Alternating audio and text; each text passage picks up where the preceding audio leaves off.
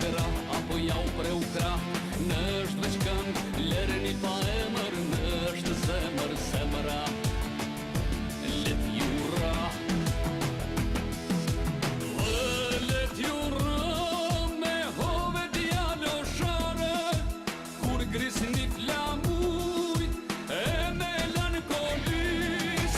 Qofsha me ty lumturi në pace, moj bota e nesërme, bota e rinis.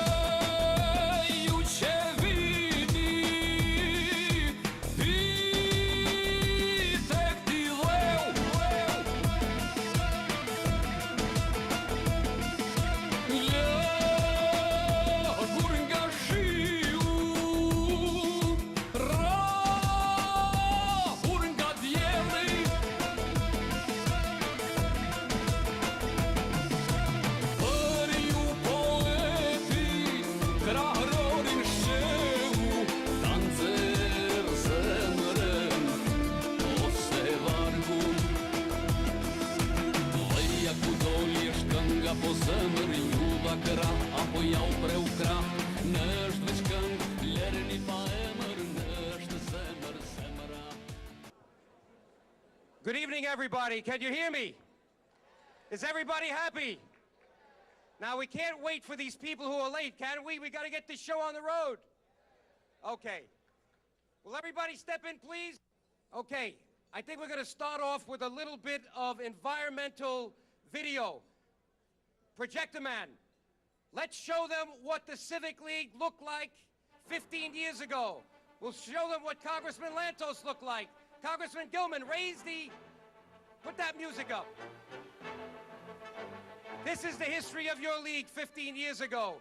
A hearing, a rally, and that great dinner in the Sheraton with Dr. Agova. Listen to it.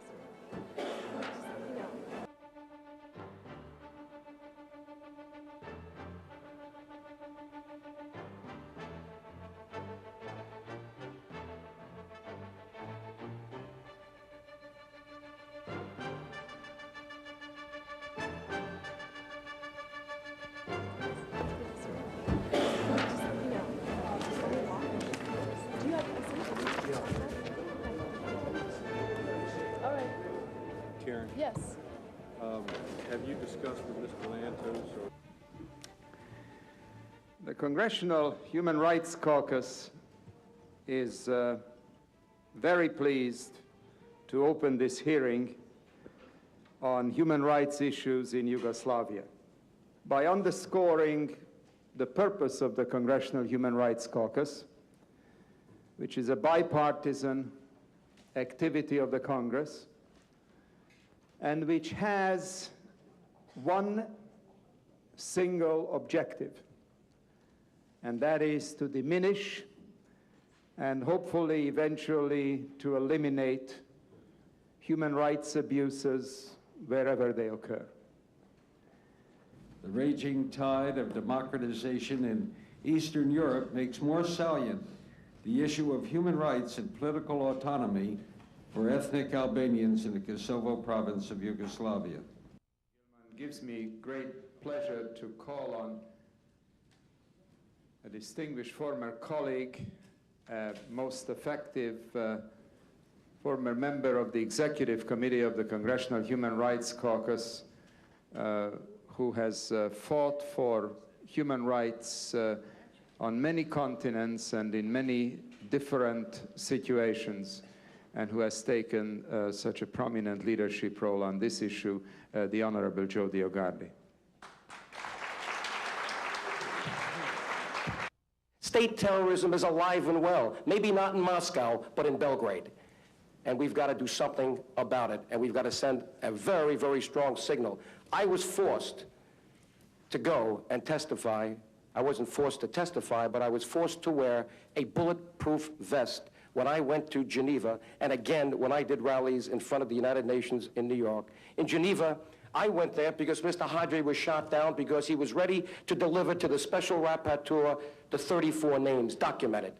I took those names literally off his body. His wife gave them to me, and I continued that journey under threats, and I had to wear a bulletproof vest. The issue is not terrorism, not certainly Albanian terrorism, because Albanians don't fire back. They've learned to be like Gandhi, to be like Martin Luther King, and literally they demonstrated that today by leaving those halls outside so this meeting could continue, and they traveled from California, Dallas, and all over. And I want to thank those people as well.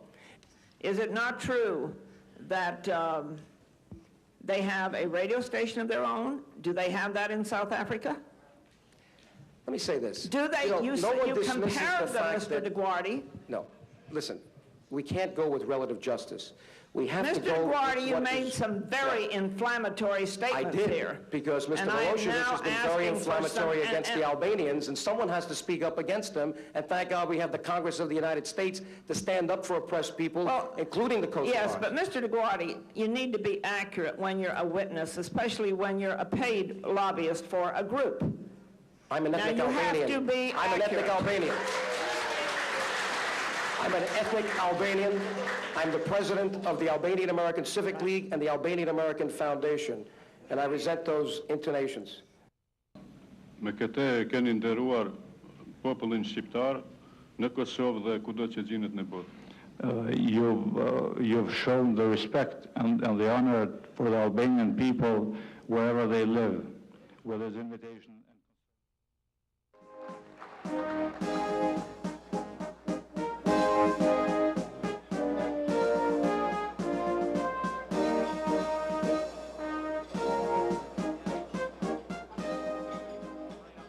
Okay, let me begin by introducing one of our great supporters, and let me say this, it's going to be difficult to say the word great because everyone here is great tonight. And now the United States of America is so lucky to have someone with the background of Tom Lantos, and when you get Tom, you get Annette. Let's say hello to Tom Lantos!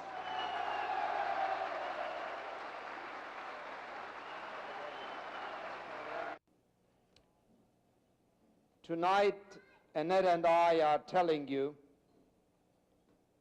that we are deeply grateful for the privilege of being at this historic evening. And if you'll allow us, tonight we feel like Albanians.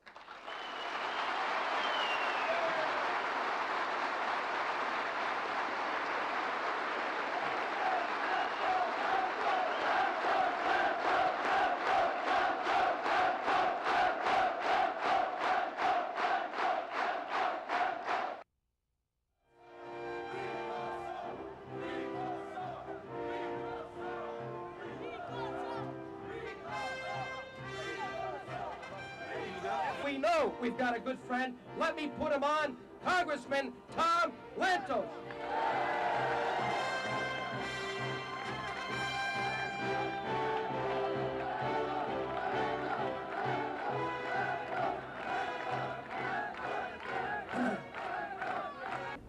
The winds of freedom and democracy are sweeping the whole of Eastern and Central Europe, and they will not stop at the borders of Kosovo.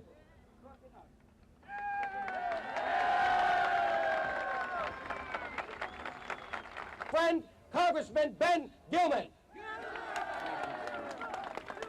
Thank you, Joe. It's great being here with all of you, and you're in an important place right across from the White House, and I hope they're all listening, because this is an important cause for you, for us, for all freedom-loving peoples throughout the world. You know, you couldn't have picked a better supporter for your cause than former Congressman Joe DeGuardi. He's still in our minds, Congressman DeGuardi, who stands for all of the important things we all hold so dearly, and that's human rights throughout the world. And Joe, may you long continue in that effort. First of all, I'm very honored to be here. And I believe in freedom, and I believe in human rights, and I believe it ought to happen in Kosovo at the earliest possible time. We cannot let people be subject to tyranny anymore, oppression anymore. People are entitled to their freedom, they're entitled to their basic rights. And so I agree with the Pride. Free Kosovo, and do it now.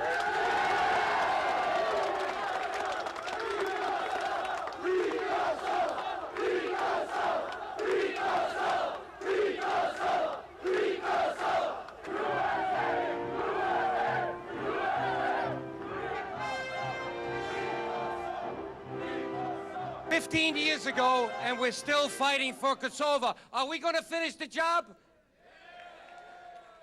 You better believe we're going to finish the job. That's why we're here tonight, and God bless you all for coming. This is a great evening. Are you happy? Are you proud to be Albanian? Are you proud to be American? Okay, that's it. All right, now, a few people have to leave. Senator Jeff Klein, come on. Senator Klein, a new state senator, by the way. Give him a rousing applause. Klein, Klein, Klein. He, as an assemblyman, represented a very, very large Albanian community, probably the largest in New York State, on the Pelham Parkway, Arthur Avenue. And now, yes, and now he's a New York State senator, and he's a good friend. We've got Republicans and Democrats, and now we've got another good Democrat. He came here to say hello to you. He has to run to another event. Thank you so much for coming, Jeff. Thank you, Joe. I think it's important we all say a very special thank you to a very special man who's really dedicated his life to a very simple cause, Albanian freedom. Congressman Joe Diaguardi, everyone. Let's give him a big friend. And Shirley. Besides having the honor of representing such a large Albanian community in the Bronx and Westchester, I have another very personal reason for being here today. My grandparents were Holocaust survivors from Hungary. And I remember it very, very clearly as a young boy, sitting down to the dinner table during holiday meals and asking my grandmother where her family was. You know, here was a woman who now lived in the United States. She didn't have any aunts or uncles, a niece, a nephew, absolutely no family. And the only reason why she was able to survive was my grandfather, who came here first, went back to the old country to take a wife. And he was lucky enough to find my grandmother because a year later, her entire village was wiped out, brought to the concentration camp. So I think the Jewish people, and certainly the Albanian people, share a very, very common bound. It's something that's, I think, very, very special. And I'm here to say thank you for my grandparents, to all the Holocaust survivors, because there was very, very few who heard the Jewish cause during World War II. And the Albanian people were there. They protected the Jewish people from total annihilation in their own country, in Albania. So I say thank you to that. And I think now it continues today, because unfortunately, we share another common bound of having the dubious distinction of being the victim of madmen. And I think that keeps us together once again. So I think we have to continue here, support one another in a very, very important cause, because I think we always have to remember, and there was always a saying during the Holocaust that sort of kept it alive, always remember and never forget. And I hope next year, when we're at this dinner, we'll realize our dream, a free Kosovo now. Thank you very, very much.